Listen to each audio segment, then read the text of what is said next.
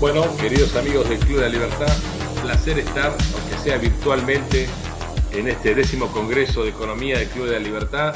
Hubiera querido estar presente, realmente fue un tema de agenda si no hubiera estado con ustedes, porque es un buen espacio para reflexionar, una, un Corrientes muy fuerte, que ahora va a tener un gran protagonismo en este gobierno, porque el país va a necesitar toda la productividad y toda la producción de cada una de las provincias, así que Corrientes tiene un gran papel, y todo el noreste tiene un gran papel para llevar a cabo.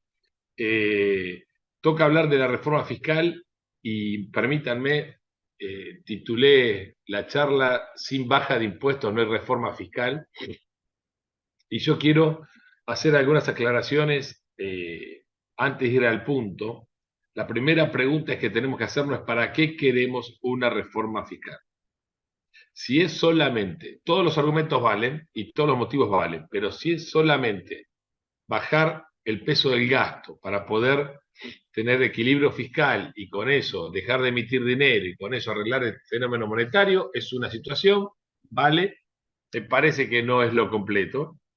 Eh, Me parece que Argentina necesita una reforma fiscal de impuestos y gastos con otro objetivo, que es tan válido como tener déficit cero o déficit manejable. Eh, Otro objetivo que tiene que ver con, perdón, pero ando realmente un poco resfriado. Otro objetivo que tiene que ver con la sustentabilidad del sector privado. Es decir, hacer una reforma fiscal para poder desplegar la energía productiva del sector privado. Es distinto de si solamente hacemos una reforma fiscal por el motivo macroeconómico de lograr estabilidad monetaria, que es válido, no quiero echarle ninguna tinta a eso. Es válido, es imprescindible, pero no es suficiente. Es una condición necesaria para que la Argentina salga, pero no es suficiente. Y acá hago una aclaración. En primer lugar, entendemos como situación fiscal, ingresos públicos y gastos públicos, ¿no? Y yo creo que tenemos un nivel de gasto y una calidad de gasto que habría que bajarlo y redireccionarlo, aún si tuviéramos superávit fiscal. Es decir, la reforma del gasto público es, para mí, independiente del resultado fiscal. Eh, para los que están iniciando en materia económica o de finanzas públicas, sabemos que si el ingreso público es mayor que el gasto público, tenemos superávit; si es igual, tenemos equilibrio; y si el gasto es mayor que el ingreso, tenemos déficit. Entonces, aunque nos sobrara la plata, este nivel de gasto debe ser bajado, porque el nivel de gasto es insostenible. ¿Ok? Esto es importante porque mañana puede venir una soja, puede venir un vaca muerta, puede venir un litio que nos dé la recaudación suficiente y nos vuelva mágicamente a un equilibrio fiscal. Aún así, el tamaño del Estado, eh, que como decía el gran Armando Rivas, seguramente gran habitué de estos congresos y del Círculo de la Libertad, se ha fallecido, el tamaño del Estado es un costo del sector privado, es un costo para el sector privado. ¿Ok? Y la Argentina tiene un problema de déficit y de tamaño del Estado. Y dentro del tamaño del Estado tenemos un problema de calidad de gasto público. Entonces, el gasto público, aún si hubiera en un hipotético caso superávit fiscal, hay que arreglar. ¿Ok? ¿Por qué? Porque hay funciones superpuestas, hay entre nación, provincia y municipios, hay funciones superfluas en la nación, en la provincia y en el municipio, y hay funciones que no tienen nada que ver con lo que podemos decir un funcionamiento del Estado conforme al mandato constitucional. Fijémonos que la Constitución en el preámbulo establece 5 funciones o 5 objetivos, que es afianzar la justicia, consolidar la paz interior, proveer a la defensa común, promover el bienestar general y asegurar los beneficios de la libertad. 4 de estas 3 son funciones de seguridad y justicia. Y promover el bienestar general, los liberales clásicos decimos educación, salud, alguna obra pública, pero listo, le ponemos el freno. El recital de Ricky Martin en La Costa, podemos encuadrarlo generalmente en bienestar general, pero claramente sabemos que no.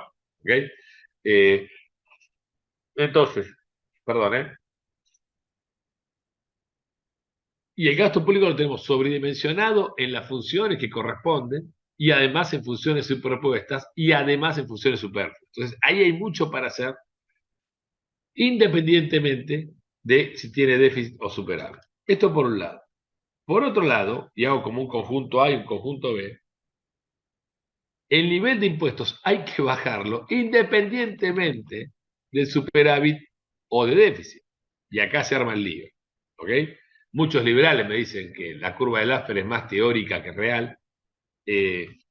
La curva de Laffer por el cual una baja de impuestos pasado un cierto punto, que Laffer lo llama óptimo fiscal, es aquel punto que maximiza la recaudación. Pasado ese punto, una baja de impuestos, en lugar de aumentar la recaudación, la sube. Y un aumento de impuestos pasado ese punto, en lugar de aumentar la recaudación, la disminuye, porque el punto óptimo donde maximiza la recaudación es una tasa de impuestos global determinada. En la Argentina tenemos 165 impuestos que tienen todas las características negativas que pueden tener.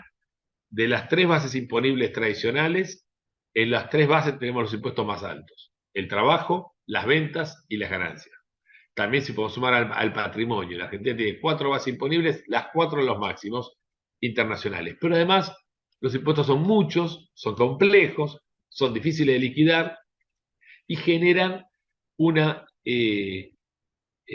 inequidad y una confusión típica como para generar corruptelas administrativas que son tan habituales en los tres niveles de gobierno. Entonces, en el sistema impositivo tenemos un problema: la multiplicidad de impuestos, las altas tasas, la complejidad, y le agregamos uno, que es no menor. El IRAF hace un vademecum de 165 impuestos muy interesantes, pero hace otro que tiene menos prensa, que son los 100 mecanismos de recaudación a través del sistema de percepciones y retención. Que yo, sin ser abogado, me animo a decir que está medianamente peleado con la Constitución. Uno está obligado a pagar impuestos, no está obligado a prestarle al Estado, y las percepciones y las retenciones son préstamos al Estado, y no está obligado a hacer tareas para el Estado sin remuneración. No confundamos esto con el concepto de carga pública, porque según los constitucionalistas, carga pública es un esfuerzo puntual, determinado. Te ven en la calle, hay una infracción, un delito, carga pública, sos testigo. La colimba era una carga pública, pero la colimba duraba un año, no duraba toda la vida. ¿Okay? La obligación de empresas y contribuyentes de liquidar impuestos y ir a cobrar vía retenciones y percepciones a terceras personas, eso es una carga pública sin remuneración. Para mí choca con el artículo 15, en la cual queda abolido el trabajo esclavo. Con lo cual, creo que la reforma impositiva tiene bastante ¿cómo es? De abogados, de trabajar con abogados de manera de demostrar las inconstitucionalidades. Ahora, entonces tenemos 165 impuestos, 100 mecanismos de recaudación forzado y anticipado que para mí son ligeramente inconstitucionales o al menos riñen con la Constitución, y eso por el lado de los impuestos, ¿no? Y tenemos además una carga tributaria que Adam Smith lo llamaba principio de economicidad, que era, Adam Smith lo explica en el capítulo de tributación y la riqueza de las naciones, en el cuarto creo que dice que el ciudadano no debe pagarle al príncipe más de lo que el príncipe recibe. Y esto quiere decir si tenemos una carga tributaria X del 10% de las ganancias, que el trámite administrativo, que la complejidad no te demande más del 10% de las ganancias. Porque si te demandara el 20%, capaz que mejor poner un impuesto del 15% con carga regulatoria cero. Entonces, tenemos una carga regulatoria a la hora de pagar impuestos que es muy onerosa, es muy injusta, y yo voy a pasar a enumerar algunas cuestiones. En primer lugar, la existencia de registros múltiples que condicionan las libertades de movimiento, de transporte, de comercialización al pago de un anticipo de un impuesto. No puede pasar 3 minutos un análisis constitucional, que una libertad esté condicionada al pago de una obligación. No, no, no. Me hace mucho ruido por todos lados.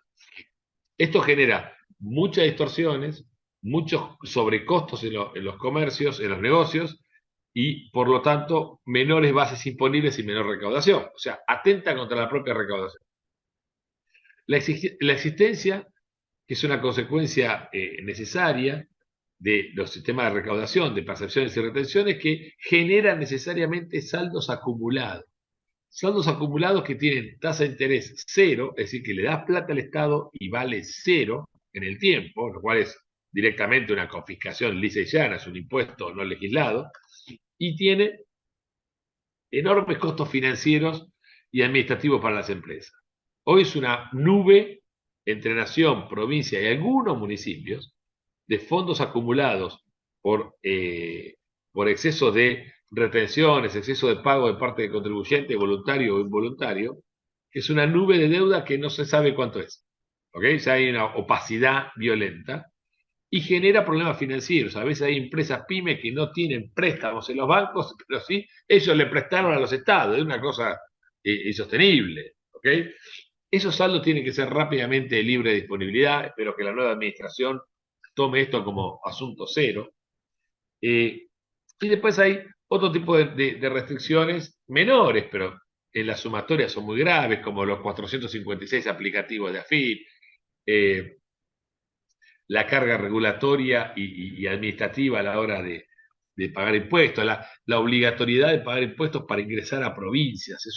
Es una cuestión que está prohibida en el artículo 11 de la Constitución en forma explícita, absolutamente explícita. Es lo que no se debe hacer. Y esto genera una sensación, una relación de inequidad entre el pagador de impuestos y el Estado. Y si generamos esta inequidad y la mantenemos en el largo plazo, lo que estamos generando es un fuerte incentivo a la evasión. ¿Ok? No voy a asociarme a un tipo que sea inequitativo conmigo durante toda la vida. ¿Ok? Esto es lo que genera. Con lo cual, fijémonos que todos los mecanismos que estoy nombrando para recaudar más terminan recaudando menos. Sea porque bajan la tasa imponible, sea porque bajan los incentivos a la formalización. Eh, En otro término, hay una cuestión, perdón, entonces tenemos que la estructura tributaria hay que bajarla independientemente del gasto, bajo el lema menos impuestos recaudan más. Y yo creo que si queremos resolver la situación fiscal hay que empezar por la baja de impuestos, no por la baja de gastos. Ojo, la política está haciendo exactamente lo contrario. Y esto por dos motivos. En primer lugar, porque si el gasto bajara y llegamos al equilibrio fiscal, el incentivo a bajar impuestos es igual a cero. Atención, ¿qué incentivo tiene la política de bajar impuestos si el gasto fiscal es igual al ingreso fiscal? Al contrario, van a decir, si bajamos los impuestos tengo déficit y me va a aumentar la deuda o la emisión y qué sé yo. No nos olvidemos que una baja de gasto público, siendo exitosa, tarda 2 años. Por lo menos todo el presupuesto que viene y parte del siguiente. Con lo cual ya tenemos la elección de segundo término, con lo cual los incentivos a bajar los impuestos son menores. No van a entrar en déficit antes de un segundo término. Y en segundo lugar, es cuidado que cuando el déficit fiscal es cero, el riesgo país cae, la calificación de deuda mejora, con lo cual el incentivo a aumentar el gasto vía el financiamiento fácil empieza a subir. Entonces, yo no dejaría supeditado la baja de impuestos a la baja de gasto. Recientemente la nueva administración está diciendo que hay 90 impuestos que no recaudan nada. Bueno, ok, son 90 molestias administrativas, pero la baja de impuestos requiere bajar impuestos, no bajar solamente molestias administrativas. Cuidado el piojo con eso, ¿ok? La baja de impuestos requiere que la carga tributaria sea menor, que el peso del Estado sobre las mochilas sea menor. Si vos bajas 90 impuestos que recaudan cero, el peso de la mochila queda exactamente igual. Entonces, ahí hay un problema. Después se dice que primero vamos a resolver la situación fiscal y después vamos a los impuestos. Bueno, eso dijimos, por incentivos no va a suceder, no puede suceder. Pero aparte, ahí estamos invirtiendo la carga de la prueba. Estamos cometiendo un error conceptual. La opulencia pública es hija de la opulencia privada. Y yo vengo a sostener que la opulencia privada es inviable, es imposible con este sistema impositivo. Por lo tanto, primero hay que bajar el sistema impositivo para lograr opulencia privada, para lograr opulencia pública. Dicho en resumen, menos impuestos implica más base imponible implica mayor recaudación. Es así como es la cuenta. Por lo tanto, desde mi punto de vista, y respetuosamente, obviamente, de todas las opiniones, no hay reforma fiscal si no arranca de inicio por una baja sustancial de impuestos. Vamos a algunos números. En Irlanda se bajó el impuesto a la renta al 12%. La recaudación se multiplicó por 3. En Paraguay hay dos impuestos, ganancias 10%, ventas 10%, la recaudación vuela, porque vuela la base imponible. En Nueva Zelanda el IVA es 15% y recaudan por IVA 13%. En la Argentina el IVA es 21% y se recauda menos del 7%. ¿Ok? Conclusión, impuestos más bajos es más formalización, es más tributación. Vamos a hacer un ejercicio de la reforma impositiva con baja sustancial de impuestos. La primera pregunta que te va a decir cualquier economista es, bueno, si bajo los impuestos yo al otro mes recaudo menos, por lo tanto tengo déficit este propio mes. En primer lugar, paréntesis, el déficit ya lo tienen con estos impuestos, con lo cual no, no acusemos al tigre que se pintó una mancha.